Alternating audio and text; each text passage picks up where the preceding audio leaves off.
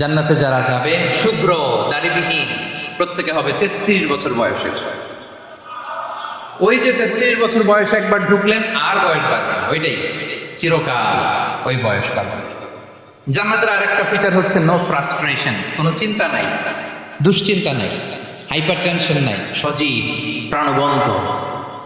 সুবহানাল্লাহ। জান্নাতের আরেকটা ফিচার হচ্ছে there is no expiry date in জান্নাত। এক্সপায়ারি ডেট আছে? জান্নাতে যে ঢুকবো 7 দিনের জন্য চেক ইন, নাকি চেক ইন কয় দিনের জন্য? 7 দিন 10 দিন পরে চেক আউট করে ফেলবে এরকম না, নো এক্সপায়ারি ডেট, আজীবন। একবার এন্ট্রি পেলে বের হওয়ার টেনশন নাই। আল্লাহু আকবার।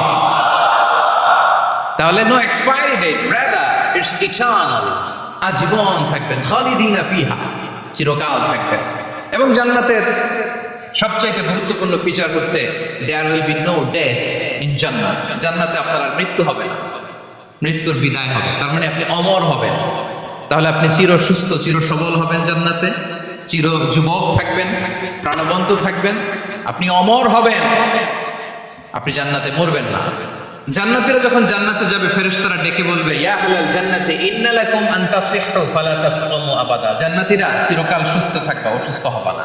ইন্না লাকুম আন তাশিব্বু ফালা তাহরামু আবাদা, তোমরা শাবাব থাকবা, বুড়া হবা না। ওয়া ইন্না লাকুম আন তাহইয়াউ ফালা তামুতু আবাদা, চিরকাল বেঁচে থাকবা, মরবা না।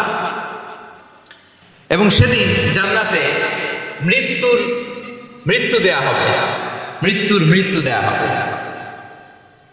ইউতাল মাউতু বিকাবশিন আমলাহ, একটা ছাগলের আকৃতিতে মৃত্যুকে আনা হবে। ফায়ুযবাহুল মাউত, মৃত্যুকে জবাই দেয়া হবে।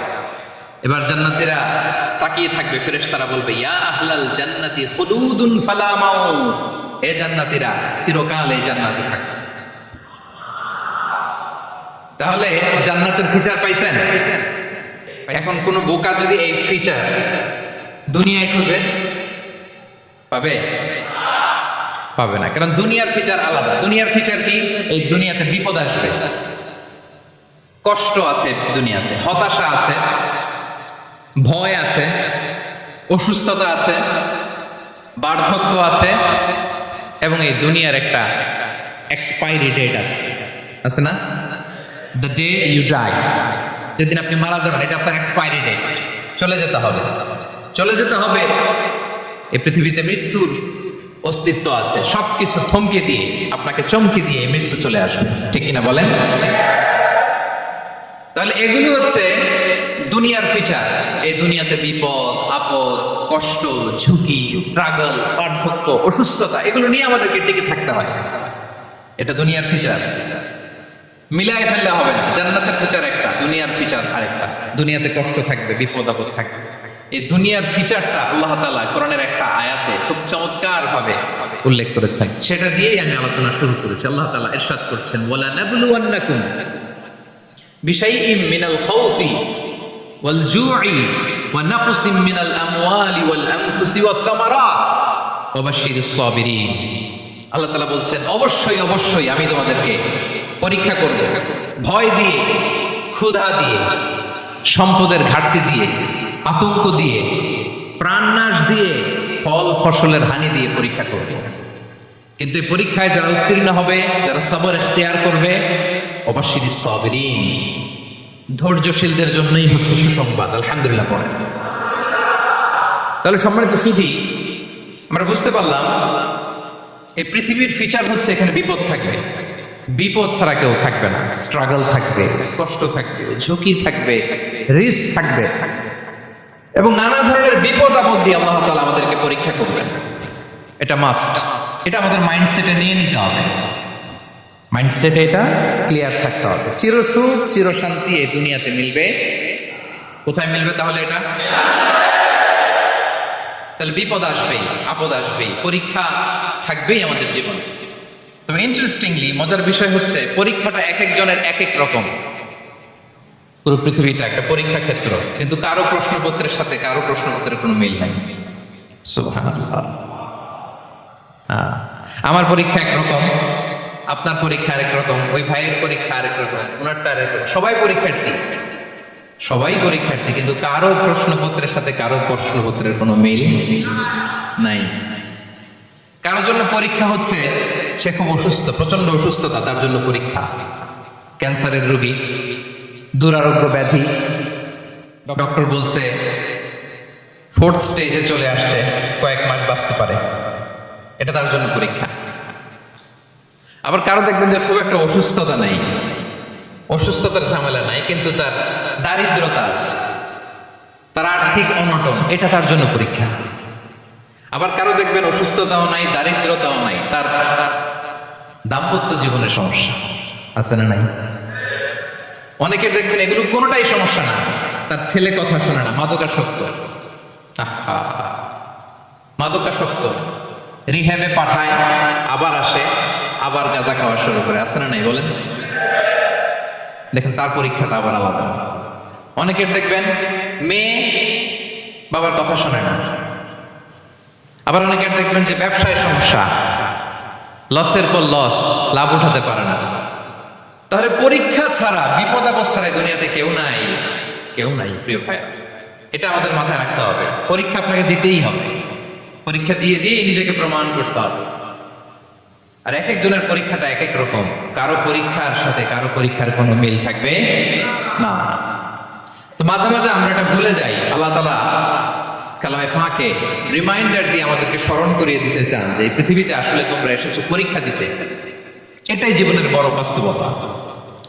আমাদের জীবনে যত হতাশা, আমাদের জীবন নিয়ে যত অভিযোগ, আমাদের মনে যত কষ্ট, আমাদের হৃদয়ের ভেতরে যত অস্থিরতা, তার মূলে হচ্ছে এই সমস্যা যে আমরা ভুলেই গেছি আমরা পরীক্ষা দিতে আসছি। এটা যদি ভুলে না যান, এটা যদি আপনার মাইন্ডসেটে থাকে যে পুরো জীবনটা একটা পরীক্ষা, তাহলে দেখবেন কোনো কিছু আপনাকে কাবু করতে পারবে না। আপনি হতাশ হবেন না, জীবন নিয়ে আর অভিযোগ থাকবে না, আপনি ভেঙে পড়বেন না, সব অভিযোগ হতাশা দূর হয়ে যাবে। তারপর বুঝতে পারলাম পরীক্ষা আপনাকে দিতেই হবে। পরীক্ষা দেয়া ছাড়া এই পৃথিবী থেকে চলে যাওয়ার কোনো চান্স বা সুযোগ আমাদের কারো নেই। সূরাতুল আনকাবুতে আল্লাহ তাআলা এই কথাটা আরো চমৎকার ভাবে বলেছেন। আল্লাহ তাআলা ইরশাদ করছেন, আহাসিবান নাসু আইয়ুতরাকু আইয়াকুলু আমান্না ওয়া হুম লা ইফতানুন ওয়ালাকাদ ফাতান্না আল্লাযীনা মিন ক্বাবলিহিম ফালা ইয়া'লামান্না আল্লাহু আল্লাযীনা সাদাকু ওয়া লা ইয়া'লামান্নাল কাযিবিন। আল্লাহ বলেন, মানুষ কি ভেবেছে সে শুধু বলবে আমি ঈমানদার আর তাকে আমি জান্নাতে ঢুকাই দেব? না, কখনো না, কোশ্চিন কালেও না। বরং পূর্ববর্তীকালে যারা পৃথিবীতে এসেছিল তাদেরকে আমি পরীক্ষা নিয়েছি, পরীক্ষা করেছি, এবং তাকেও ঈমানের প্রশ্নে সে সত্যবাদী না মিথ্যাবাদী পরীক্ষা দিয়ে দিয়ে নিজেকে প্রমাণ করতে হবে। ঠিক কিনা বলেন? পরীক্ষা দিয়ে আপনাকে প্রমাণ করতে হবে। এবং এই পরীক্ষার ব্যাপারটা, এটা যে শুধু আমরা সাধারণ মানুষ আমাদের জীবনে দুঃখ বিপদ পরীক্ষা এমনটা না। এই পৃথিবীর সবচেয়ে শ্রেষ্ঠ মানুষ যারা ছিলেন তাদেরকে আল্লাহ পরীক্ষা নিয়েছেন। বলেন তো, পৃথিবীতে সবচাইতে শ্রেষ্ঠতম মানুষ কারা? সবচাইতে শ্রেষ্ঠ ভালো মানুষ কারা ছিল পৃথিবীতে? বলেন তো, নবীরা। আওয়াজ করে বলেন তো কারা? তো বলেন তো, নবীদের জীবনে পরীক্ষা ছিল কি ছিল না? হ্যাঁ ছিল। বেশি না কম? বিষ্ণু ইসলামকে জিজ্ঞাসা করা হলো, আইয়ুন নাসি আশাদ্দু বালাআন ইয়া রাসূলুল্লাহ, হে আল্লাহর রাসূল, এই পৃথিবীতে কাদের জীবনে পরীক্ষা বেশি? বিষ্ণু ইসলাম বললেন, আল আম্বিয়া, নবীদের জীবনে। আল আম্বিয়া সুম্মাল আমসাল ফাল আমসাল, সবচাইতে জীবনে পরীক্ষার সম্মুখীন সবচাইতে বেশি হয়েছেন নবীরা। তারপরে নবীদের পরবর্তী অবস্থান যাদের, সিদ্দিকীন যারা, সোহাদা যারা, সলিহিন যারা, আল্লাহওয়ালা যারা, তাদের জীবনে পরীক্ষা বেশি। ইউবতালা রাজুলু আলা হাসাবি দীনি, ব্যক্তির দিনদারি যত বেশি তার জীবনে আল্লাহর পরীক্ষাও তত বেশি। আপনি আল্লাহওয়ালা হবেন, আপনার জীবনে পরীক্ষাও অনেক বেশি। এজন্য ইমানদার হওয়া যেমনি মর্যাদার, ইমানদারের জীবনে পরীক্ষাও হবে অনেক বেশি। এবং পরীক্ষা যত বড়, খেয়াল রাখতে হবে, মন খারাপ করার কোনো সুযোগ নেই। পরীক্ষা যার জীবনে যত বড়, সেটাতে সফল হতে পারলে ওটার প্রতিদানও বড়। পরীক্ষা যত বড়, এটাতে সাকসেস হইতে পারলে এটার রিওয়ার্ডও তত বড়। বিষ্ণু ইসলাম বলেন, ইযামুল জাযাই মা'a ইযামিল বালা, বালা যত বড় জাযাও তত বড়, প্রতিদানও তত বড়। আপনারা নবীদের জীবনে যদি খেয়াল করেন দেখবেন যেই নবীর জীবনে পরীক্ষা যত বেশি সেই নবীর জীবনে সফলতাও তত বেশি। সাইয়েদানা ইব্রাহিম আলাইহিস সালামের কথাটা একটু খেয়াল করেন তো, বলেন তো ওনার জীবনে পরীক্ষা কেমন ছিল, বেশি না কম? ওনার জীবনের পরীক্ষা থেকেই তো আমরা এই শব্দটা ব্যবহার করি, আমরা বলি অগ্নি পরীক্ষা। কি বলি? মানে আগুনে নিক্ষেপ করা হয়েছে সাইয়েদানা ইব্রাহিম আলাইহিস সালামকে, তাও স্বাভাবিকভাবে না, উলঙ্গ করে, ন্যাকেট করে ওনাকে অপমানিত করবার জন্য ওনার গায়ের জামা কাপড় খুলে উলঙ্গ অবস্থায় আল্লাহর খলিল সাইয়েদানা ইব্রাহিম আলাইহিস সালামকে অগ্নিকুণ্ডে নিক্ষেপ করা হয়েছিল। এরকম এক্সপেরিয়েন্স এই অডিটোরিয়ামের ভেতরে আমাদের কখনো হয়েছে? তাইলে সাধারণ মানুষের জীবনের পরীক্ষা আর নবীদের জীবনের পরীক্ষার মধ্যে পার্থক্য আছে না নাই? ওই পরীক্ষায় উনি পাশ করে ফেললেন। 86 বছর পর্যন্ত আল্লাহর কাছে দোয়া করলেন, আল্লাহ আমাকে একটা নেককার সন্তান দাও। আল্লাহ সন্তান দেয় না। 86 বছর পরে আল্লাহ তাআলা সাইয়েদানা ইব্রাহিম আলাইহিস সালাম এবং হাজারের ঘরকে উজালা করে সন্তান দিলেন। সাইয়েদনা ইসমাঈল আলাইহিস সালাম পৃথিবীতে আসলেন কত বছর বয়সে? 86 বছর বয়সের এখানে কেউ আছেন? হ্যাঁ, আছি আমরা? কেউ নাই। 86 বছর বয়সে প্রথম সন্তান পেয়েছে। তাদের ঘরকে উজালা করে আল্লাহর নবী সাইয়েদনা ইসমাঈল আলাইহিস সালাম আসলেন। এবার আল্লাহ বললেন, যাও স্ত্রীকে আর এই কলিজার টুকরা সন্তানকে, থাকো তো প্যালেস্টাইনে, প্যালেস্টাইন থেকে 1,500 কিলোমিটার দূর দ্য ব্যারেন ল্যান্ড, ওই মক্কার ধুধু মরু প্রান্তরে রেখে আসো, যেখানে কেউ নাই, মানুষ নাই, গাছ নাই, পাখি নাই, পানি নাই, যাও রেখে আসো। আচ্ছা বলেন তো, 86 বছর পরে যে লোকটা সন্তান পেল, বুঝে শুনে উত্তর দিয়েন, 86 বছর পরে যে লোকটাকে আল্লাহ তাআলা সন্তান দিল, তার হৃদয়ে ওই সন্তানের জন্য মায়া বেশি না কম? এমনি তো আমাদের প্রথম সন্তানের হিস্ট্রিটা একটু খেয়াল করেন তো। প্রথম আমাদের যে মেয়ে হয়েছিল বা যাদের ছেলে হয়েছিল, তার প্রতি আদর, সোহাগ, দরদ, ভালোবাসা, আল্লাহ কত ছিল। আর 86 বছর বয়স আল্লাহ তাআলা ওনাকে সন্তান দিলেন, দিয়ে বললেন, যাও হাজারকে আর ইসমাঈলকে মক্কার ধুধু মরু প্রান্তরে রেখে আসো। আল্লাহ তাআলা বলতে দেরি, চলে যেতে দেরি নাই, মুহূর্তে উনি রওনা হয়ে গেলেন। সুবহানাল্লাহ বলবেন না? রেখে আসলেন মক্কার ধুধু মরু প্রান্তরে। এবার আল্লাহ বললেন, যাও রিটার্ন ব্যাক টু প্যালেস্টাইন, প্যালেস্টাইনে চলে যাও। চলে গেলেন, হৃদয়টা ভেঙে খান। অনেক বছর পরে আল্লাহ তাআলা আবার অনুমতি দিলেন, যাও এবার ছেলেকে দেখে আসতে পারো, যাও প্যালেস্টাইন থেকে আবার মক্কায় যাও। সাইয়েদনা ইব্রাহিম আলাইহিস সালাম প্যালেস্টাইন থেকে আবার 1,500 কিলোমিটার পথ পাড়ি দিয়ে, এখনকার মতো ফ্লাইটে যায় না, গাড়িতেও না, উটে করে। কিসে করে? উনি যে কতবার মক্কা থেকে ফিলিস্তিন এসেছেন আর গিয়েছেন কোনো ইয়ত্তা নেই, হিসাব নাই। গেলেন, এবার ছেলেটা হাঁটতে পারে, দৌড়াতে পারে, একটু কথা বলতে পারে, আব্বু আব্বু ডাকতে পারে। কেমন মায়া লাগে বলেন তো? মায়া ভালোবাসায় যখন টইটম্বুর, ঠিক ওই মুহূর্তে আল্লাহ বললেন, ছেলেকে জবাই করো ছেলেকে। আল্লাহ তাআলা বলতে দেরি করেছেন, আল্লাহর আদেশ পালনে 1 সেকেন্ডও তিনি দেরি করেন নাই। ছুরি চালালেন, জান্নাত থেকে দুম্বা নিয়ে আসা হলো। এভাবে আল্লাহর নবী ইব্রাহিম আলাইহিস সালাম ওনার জীবনের প্রতিটি ক্ষেত্রে যেখানে আল্লাহ তাআলা ওনাকে পরীক্ষা নিয়েছেন, উত্তীর্ণ হয়েছেন। এবং দেখেন ওনাকে আল্লাহ তাআলা কি উপহার দিলেন। আল্লাহ তাআলা ওনাকে খলিলুল্লাহ উপাধি দিলেন, আল্লাহর বন্ধু। সুবহানাল্লাহ বলেন। আল্লাহ তাআলা বলছেন, ওয়া ইযি বিতালা ইব্রাহিম রাব্বুহু বিকালিমাতিন ফাআতাম্মাহুন ক্বালা ইন্নী জাঈলুকা লিন-নাসি ইমামা। আল্লাহ অনেকগুলো পরীক্ষা নিয়েছিলেন সাইয়েদনা ইব্রাহিম আলাইহিস সালাম, প্রতিটা পরীক্ষায় সাকসেসফুলি পাস করেছেন, গোল্ডেন এ প্লাস।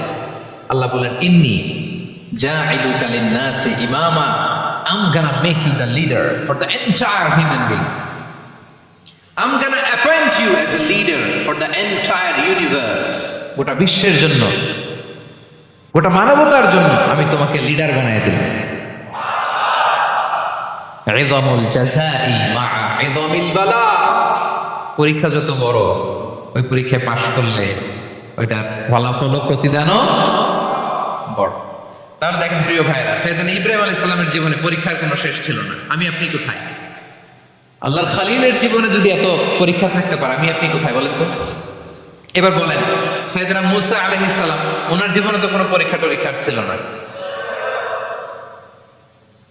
হ্যাঁ, গুণে শেষ করতে পারবেন? জন্মটাই তো হয়েছে পরীক্ষার মধ্য দিয়ে। মিশরের ছেলে সন্তান হইলে ফেরাউন বলছে জবাই করো। ওনার মা এরকম সিন্ধুকে করে ভাসায় দিলেন নীল নদীতে। আল্লাহু আকবার! কি একটা রোমাঞ্চকর পরিস্থিতির মধ্য দিয়ে আল্লাহ তাআলা ওনাকে বাঁচালেন। সুবহানাল্লাহ। জন্মই হয়েছে পরীক্ষার মধ্য দিয়ে। বড় হইলেন, ফেরাউনের ভয়ে দেশ ত্যাগ করলেন, মিশর থেকে মাদিয়ান। আবার আল্লাহর আদেশে যখন ফিরে আসলেন, আবার ফেরাউনের সাথে তর্ক বিতর্ক, যুদ্ধ। একটা রাত আল্লাহ নবী মুসা আলাইহিস সালাম শান্তি মতো মিশরে ঘুমাতে পারে নাই। একটা রাত। শেষ পর্যন্ত এই ফেরাউন মুসা আলাইহিস সালামকে ধাওয়া করেছে। ফেরাউনের ধ্বংসের আগ পর্যন্ত সে মুসা আলাইহিস সালামকে ধাওয়া করেছে। তার মানে মুসা আলাইহিস সালাম এই বিপদ আপদ পরীক্ষা এগুলো থেকে মুক্তি পান নাই। এবার বলেন ঈসা আলাইহিস সালামের কথা। ওনার জীবনে তার পরীক্ষা ছিল না? কি পরীক্ষা ছিল? হ্যাঁ, আল্লাহু আকবার। Same scenario goes to the biography of every messenger in the world. পৃথিবীর সব নবীর ক্ষেত্রে একই ঘটনা ঘটেছে। সাইয়েদনা ঈসা আলাইহিস সালাম দাওয়াত যখন দিলেন, ওনার বিরোধিতা শুরু হলো, ওনাকে হত্যার ষড়যন্ত্র হলো। ইভেন কি ওনাকে মারার জন্য বনি ইসরায়েলেরা উদ্ধত হলো। জানে বাঁচবার জন্য পালালেন, এক ঘরে ঢুকলেন, চারদিক দিয়ে ঘেরাও করলেন। উনি দরজা জানালা লাগাই দিলেন। ওরা বললো একজন দরজা ভেঙে জানালা ভেঙে ভিতরে ঢুকো, ঢুকে দেখো বেটা ঈসা কি করে। একজন ভিতরে ঢুকছে, ঢুকার সাথে সাথে বল রাফাআহুল্লাহু ইলাইহি, আল্লাহ তাআলা ঈসা আলাইহিস সালামকে উপরে উঠায় নিলেন। আর যেই লোকটাকে তারা ভিতরে ঢুকালো তার চেহারাকে আল্লাহ তাআলা ঈসা আলাইহিস সালামের চেহারার মতো করে দিলেন। এবার তার বাইরের সাথীরা বলে ঘটনা কি, বেটা ঈসাও বেরোয় না, আমাদের লোকটাও বেরোয় না, সবাই ঢুক। দরজা ভেঙে ভেতরে ঢুকে দেখে ঈসা দাঁড়ায় আছে। সে বলেন তো এটা ঈসা না মিসা? এটা কি আসল ঈসা? ওমা কাতালু ওমা সালাবু ওয়ালাকিন শুববিহা লাহুম। আল্লাহ বলে তোমরা আমার নবী ঈসাকে হত্যাও করতে পারো নাই, শুলেও চড়াতে পারো নাই, আমি সেফটি সিকিউরিটি দিয়ে আমার নবী ঈসা আলাইহিস সালামকে আকাশে তুলে নিয়েছি। তাহলে ওনার জীবনে পরীক্ষার শেষ ছিল না। এবার যদি আমরা বিশ্বনবী সাল্লাল্লাহু আলাইহি ওয়াসাল্লামের জীবনের দিকে তাকাই, ওনার জীবনটা দেখেন তো।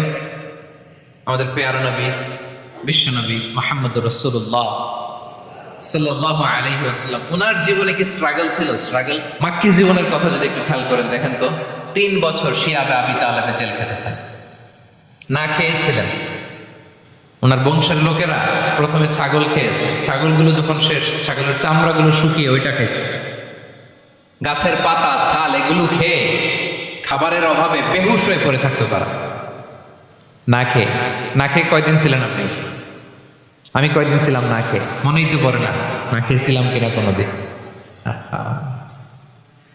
এ হচ্ছে মাক্কি জীবন। মেন্টালি প্রেসার দেয়া হয়েছে। বিশ্বনবীর চাচা আবু লাহাব, তার 2 ছেলে উতবা আর উতাইবা, এদের সাথে বিয়ে দিয়েছিলেন 2 মেয়ের। যখন দাওয়াত দেওয়া শুরু করলেন 2 মেয়েকে ডিভোর্স দিয়ে দিল। দেখেন, একটা বাবার জন্য প্রাপ্তবয়স্কা মেয়েকে যখন উঠায় নেওয়ার আগে ডিভোর্স দেয়, তার মানসিক অবস্থাটা কেমন থাকে বলে? মেন্টালি প্রেসারাইজ করা হয়েছে, ফিজিক্যালি হ্যারাস করা হয়েছে। বিষ্ণু সাল্লাল্লাহু আলাইহি ওয়াসাল্লাম যখন নামাজে দাঁড়াতেন, উটের পচা নারী ভুঁড়ি বিষ্ণুবীর কাঁধে চাপিয়ে দেওয়া হতো। আপনার জীবনে এরকম ঘটছে কখনো? আপনি নামাজ পড়তেছেন, উটের পচা নারী ভুঁড়ি আপনার কাঁধে চাপিয়ে দেওয়া হয়েছে। কয়দিন হয়েছে এরকম? কয়দিন হয়েছে? হ্যাঁ, তারপরেও তো আলহামদুলিল্লাহ বেরোয় না মুখ দিয়ে। কেমন আছেন হুজুর?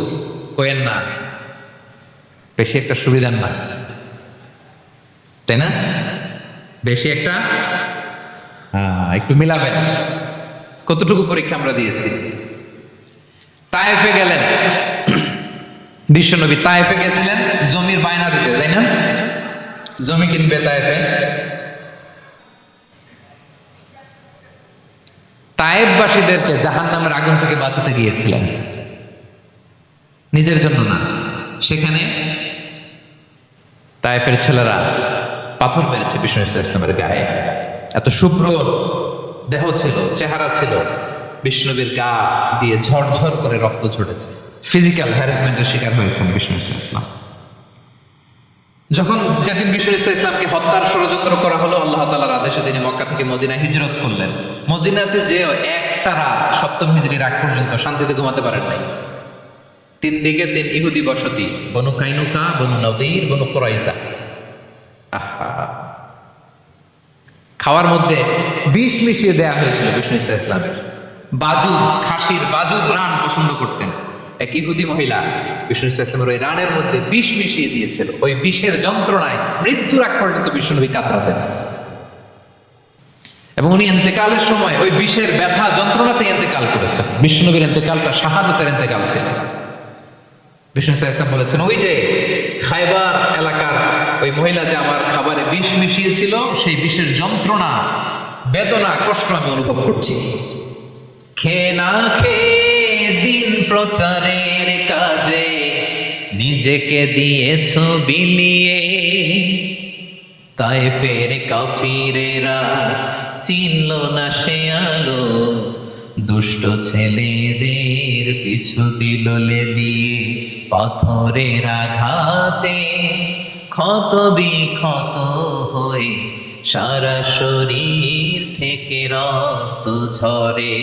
হে রাসূল তোমাকে ভুলি আমি কেমন করে, হে রাসূল তোমাকে ভুলি আমি কেমন করে।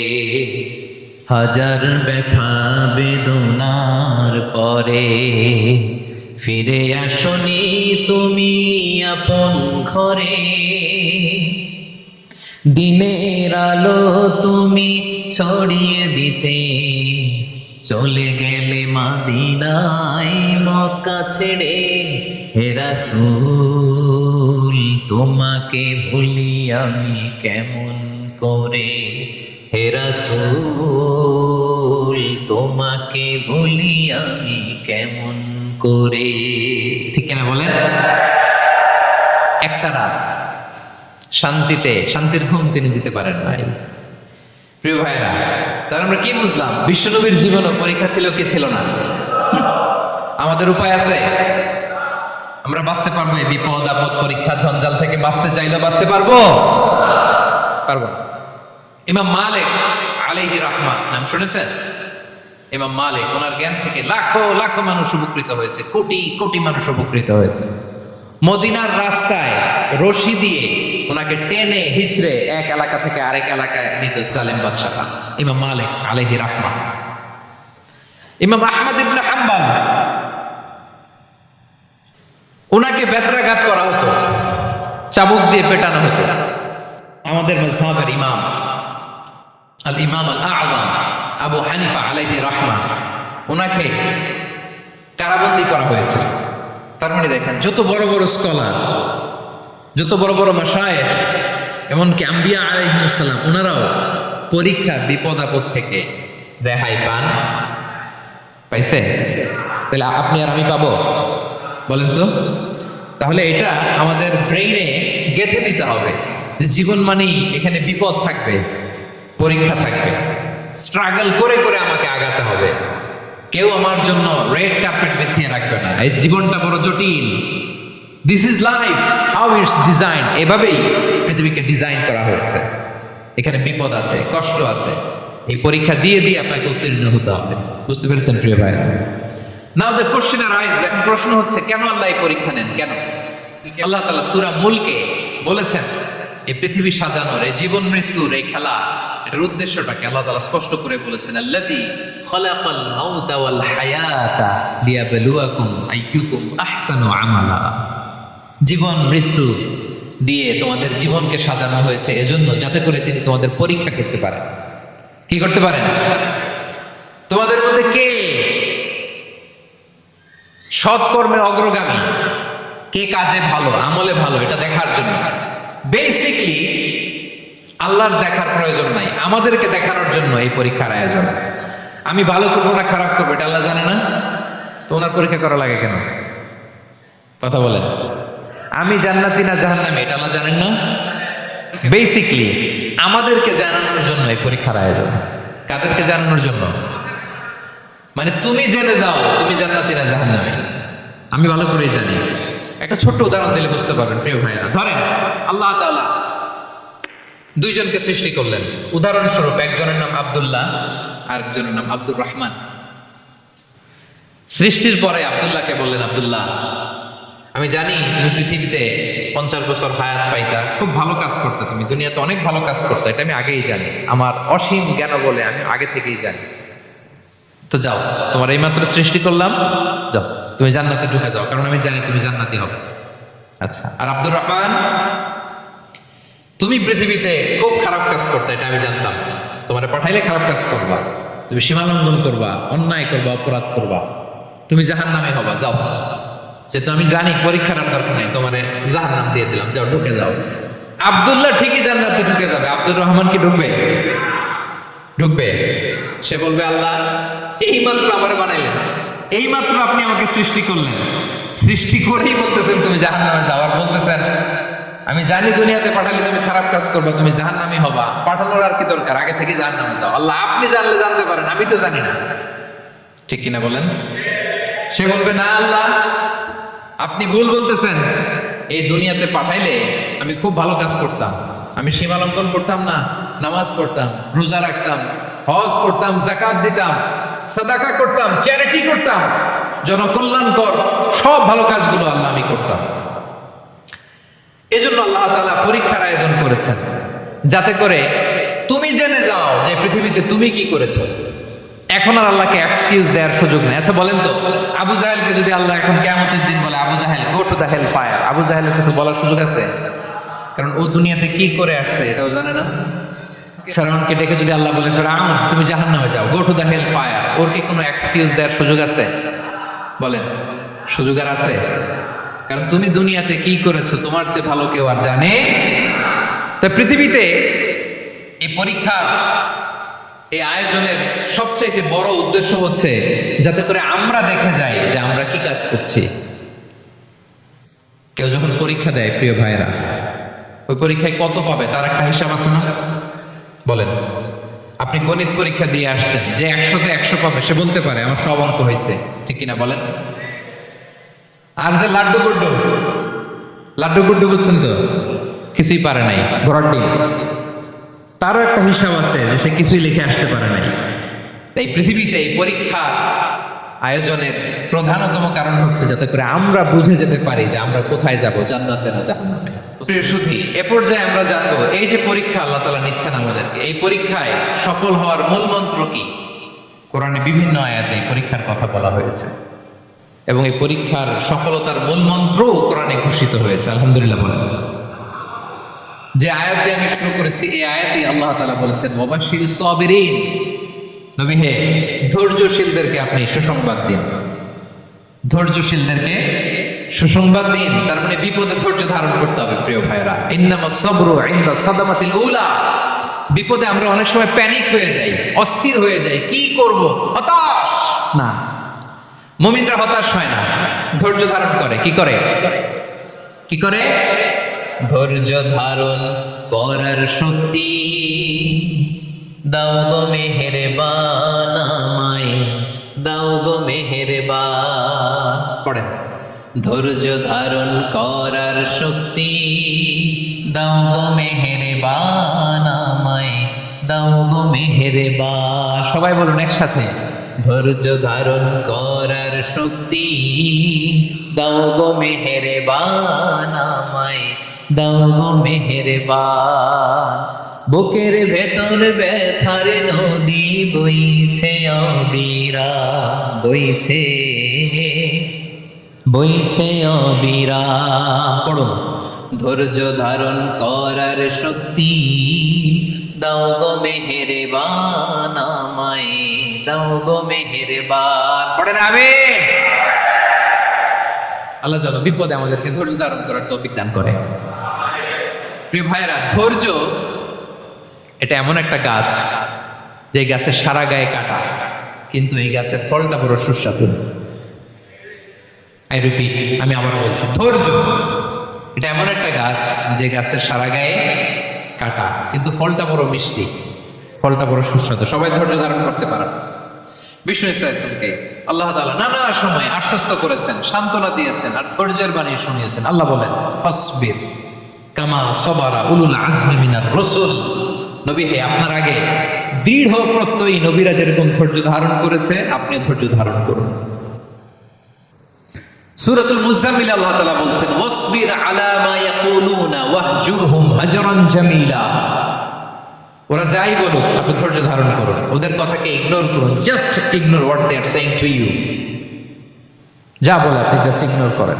ওরা বিষ্ণু ঈসা ইসলামের মনোবলকে ভেঙে দেওয়ার জন্য কখনো বিষ্ণু ঈসা ইসলামকে কবি বলে গালি দিত। কবি কি বলতো? শায়ের। কখনো বলতো মজনুন, পাগল। নাউজুবিল্লাহ পড়বেন না?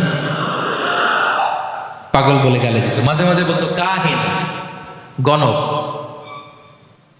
মাঝে মাঝে বিষ্ণু ঈসা ইসলামকে তারা বলতো আবতার, লেস কাটা। মুহাম্মদ তোমার ছেলে নাই, তোমার বংশ নির্বংশ হয়ে গেছে, তোমার নাম নেওয়ার মতো কেউ নাই। আহা, কপাল পোড়া।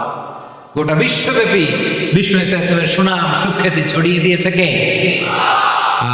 আকাশ বাতাস মাড়িয়ে, সাত আকাশ ছাড়িয়ে আল্লাহর আরশ পর্যন্ত আল্লাহ তাআলা বিষ্ণুর সুনাম সুখ্যাতি দেখে সহ্য করেছেন। ঠিক কিনা বলেন? ইগনোর করুন। আপনাকে কবি বলে, গণক বলে, আপনাকে পাগল বলে, আপনাকে লেস কাটা বলে, জাস্ট ইগনোর দেন। বর্তমান সময়েও নানা ধরনের ট্যাগ আমাদেরকেও দেয় কি দেয় না বলেন? দেয়। আমাদেরকে কি বলে? মৌলবাদী বলে, বলে বলে ওই যে রাজাকার বলে। রাজাকার রাজাকার খেলার দিন শেষ। মন মতো হইলে মুক্তিযোদ্ধা, মন মতো না হইলে রাজাকার, এই দিন শেষ। ওই দিন আর নাই, এই কার্ড দিয়ে আর খেলার দিন নাই। এগুলো মানুষ আর খায় না এখন, এগুলো গিলে না। সাধারণ মানুষ বড্ড সচেতন। দেখেন কালের বিবর্তনে, সময়ের আবর্তনে একই পরিক্রমা আমাদেরকে ট্যাগিং করে, আমাদেরকে মৌলবাদী বলে, ব্যাকডেটেড বলে, রাজাকার বলে, জঙ্গি বলে, যুদ্ধাপরাধী বলে। আছে না এরকম? ওয়াসবির আলা মা ইয়াকুলুন, নিজের সাথে মিলায় না, যা বলে ধৈর্য ধারণ করো। ওয়াহজুরহুম হাজরান জামিলা, জাস্ট ইগনোর দেন, ভালোভাবে ইগনোর করেন, খালাস, সালাম দিয়ে কেটে পড়েন। তাহলে প্রিয় ভাইরা, এই বিপদ আপদ আমাদের পিছু ছাড়বে না, পিছু ছাড়বে না। নবীদের পিছু ছাড়ে নাই, আমরা কোথায়? আমরা আর কি? বিপদ আমাদেরকে ধৈর্য ধারণ করতে হবে, মনোবল হারাইলে হবে না। দেখেন বিশ্বনবী কিভাবে আপনাদেরকে সান্ত্বনা দেয়। বিশ্বনবী বলেন আজাবান লি আমরিল মুমিন, মুমিনের ব্যাপারটা বড় আশ্চর্যজনক। ফাইন্না আমরাহু কুল্লাহু লাহু খাইর, মুমিনের জীবনে যা ঘটে সবটাই খাইর, সবটাই কল্যাণ। ইন আসাবাতহু সাররাউ শাকারা ফাকানা খাইরান লাহ ওয়া ইন আসাবাতহু দাররাউ সাবারা ফাকানা খাইরান লাহ। মুমিনের জীবনে যদি সুখ আসে তাহলে মুমিন শুকরগুজার হয়, এটা তার জন্য ভালো। আর যদি মুমিন জীবনে দুঃখ আসে তাহলে সে সবর ইখতিয়ার করে, এটাও তার জন্য ভালো। সুবহানাল্লাহ। তাহলে দেখেন আমরা হয় সুখে থাকি নয় দুঃখে থাকি, ঠিক কিনা বলেন? তাহলে সুখের সময় আমরা শুকর করি, কি করি? শুকরগুজার হই। শুকরিয়া করাও একটা ইবাদত, শুকরিয়া করাও কি? আর দুঃখের সময় আমরা সবর করি, সবর করাটাও একটা। তাহলে আমাদের পুরো জীবনটাই ইবাদত, পুরো জীবনটাই সুখের সময় শুকর আর দুঃখের সময় সবর। আওয়াজ করে বলেন, সুখের সময় শুকর আর দুঃখের সময়। এই দুই ইবাদত মুমিন জীবনে চলমান, কন্টিনিউয়াস, একটা উইন উইন সিচুয়েশন। কি বলেন? উইন উইন হয়ে গেল না? যেই পরিস্থিতিতেই থাকে আমাদের জন্য লাভ। আল্লাহু আকবার।